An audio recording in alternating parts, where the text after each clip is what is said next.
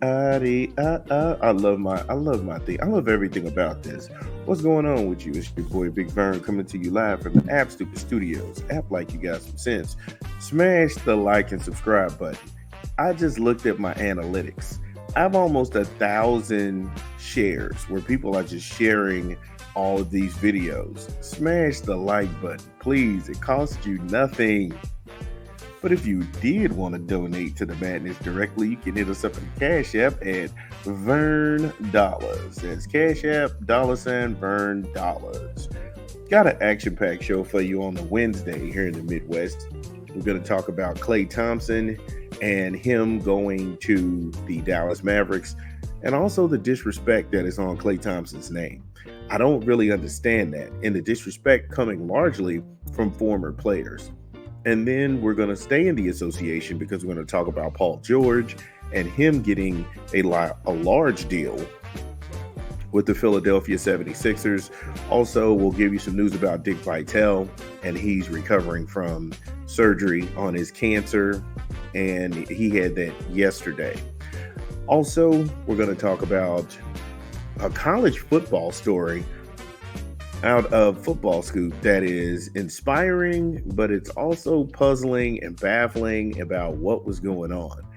Those stories and many more when we come back from a quick 20 from an unofficial sponsor of the show. This is Big Vern at App Stupid. Drop the spot.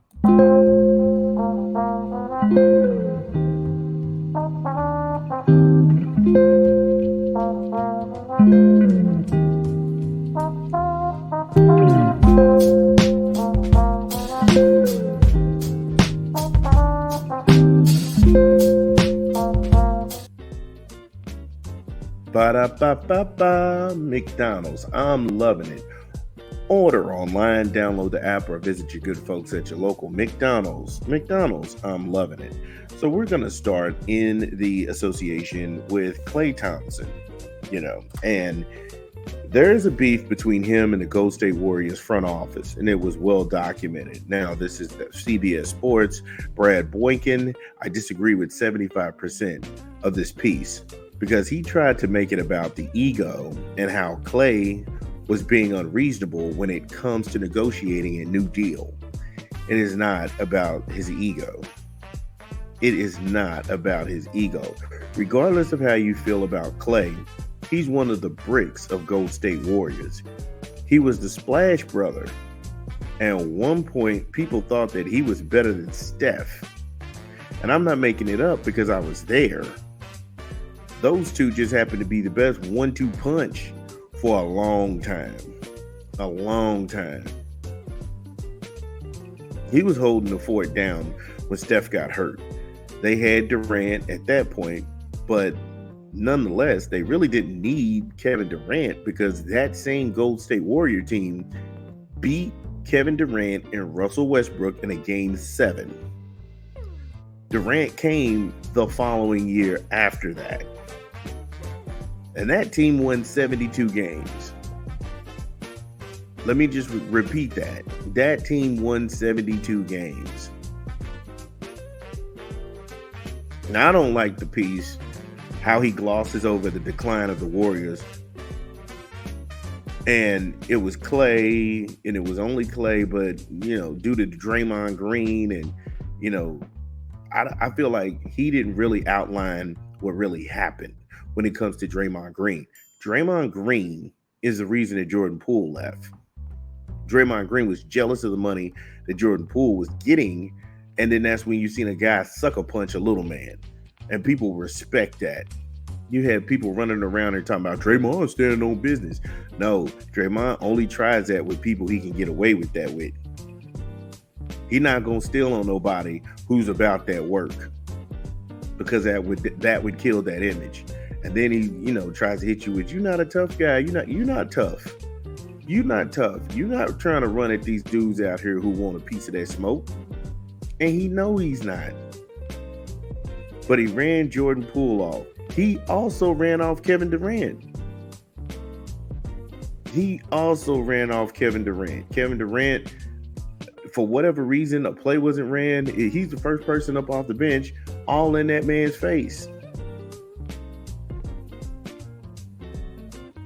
And when you sit there, you examine that here's a guy who's not a center. He gives you nothing. He's a walking flagrant foul. All Draymond Green is wild. And for some odd reason, they looked at him as being valuable. He plays absolutely no defense. He fouls on every play. And that dude got $100 million. That dude got $100 million contract. And so when he did the judo chop on Yusuf Nurkic and all of this stuff, and he was like, I got to go to counseling. And then they had some old fake thing where him and Adam Silver talking about, I should just retire. It's not worth, man, they paid you $100 million. You're not doing that. But I'm Klay Thompson, and I'm coming back from 2 injuries. And the NBA is not like Xbox. If you get hurt, you have to get back to your old form, and that's going to take some time. You got to get in shooting, especially shooting is in rhythm. So people are looking at these scouting reports all the time, trying to look at different ways to guard you and things that you don't like to do. So now you have to go ahead and elevate your game. That can be a daunting task, but he fought through all of that and came back. But with the time he missed, I think that's when you started to see people devalue him. Big time. Big time. Also, I have to toss in the fact that Steve Kerr isn't so lights out as a head coach, because with that same team, he was hurt and he stepped away.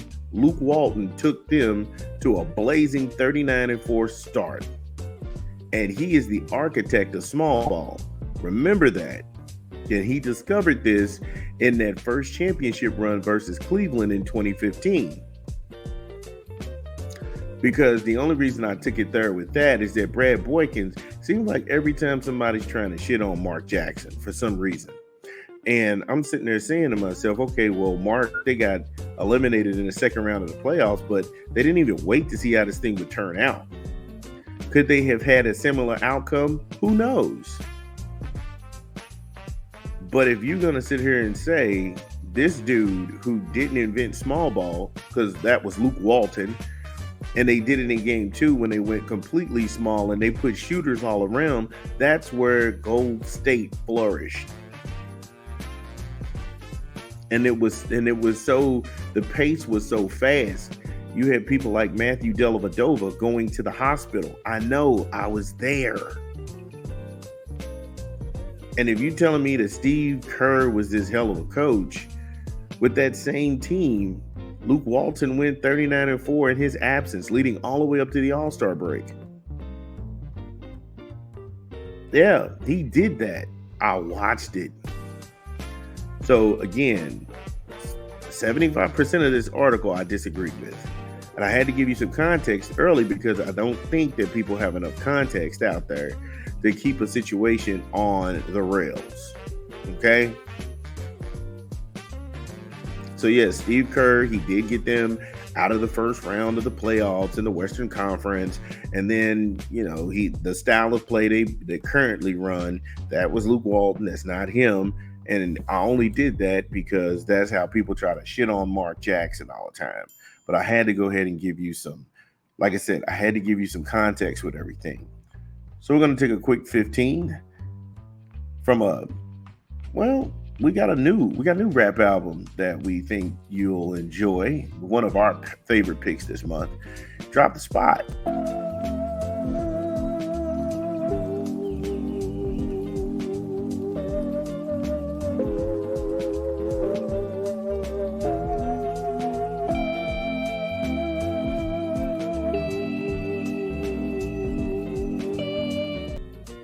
Yes, Chris Webby. Chris Webby, Lost Wednesday, the demos. I got a couple of songs on there that I just been banging like no tomorrow. Colt 45, got that. Sky High from 2023 with him and Xander Good. Survivor featuring Bennett. Lost Wednesday, the demos from Chris Webby. Consume it where you legally get music. Whether it's Apple Music, Google Play, or Spotify. In stores right now. Chris Webby.